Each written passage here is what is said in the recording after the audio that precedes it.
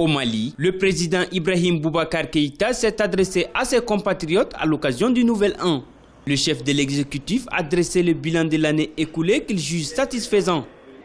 Il a décliné les grandes lignes de l'action de son gouvernement pour l'année 2017 qui marque ses 4 ans de pouvoir.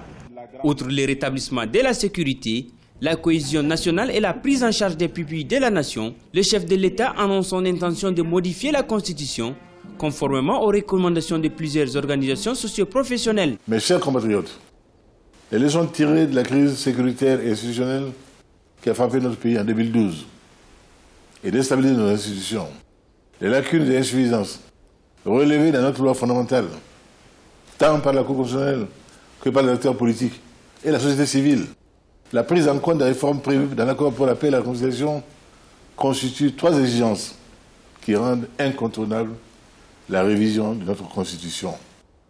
Aussi, je ferai déposer sur le bureau de l'Assemblée nationale, dès l'ouverture de la prochaine session parlementaire, un projet de loi portant révision de la Constitution. Sur les accords d'Alger, le chef de l'État annonce la mise en place des autorités intérimaires dans les localités où les élections municipales n'ont pu se tenir. Dès le premier trimestre de 2017, un programme d'urgence sociale verra le jour. Il vise à réduire les inégalités sociales de 2017 à 2020.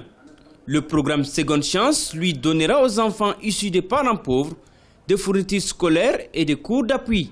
La polémique sur le renvoi d'immigrés maliens a retenu l'attention du chef de l'État qui se veut rassurant vis-à-vis de la diaspora. Ibrahim Boubacar Keïta ne pourra jamais trahir aucun Malien, surtout ceux de la diaspora, dont je sais la rudesse de vie. Cela, vous le savez, vous tous. J'ai pris la mesure de votre frustration. Je vous donne l'assurance que j'en tirerai très bientôt toutes les conséquences. La modification de la Constitution verra la création d'un Sénat avec le renforcement des pouvoirs législatifs et judiciaires.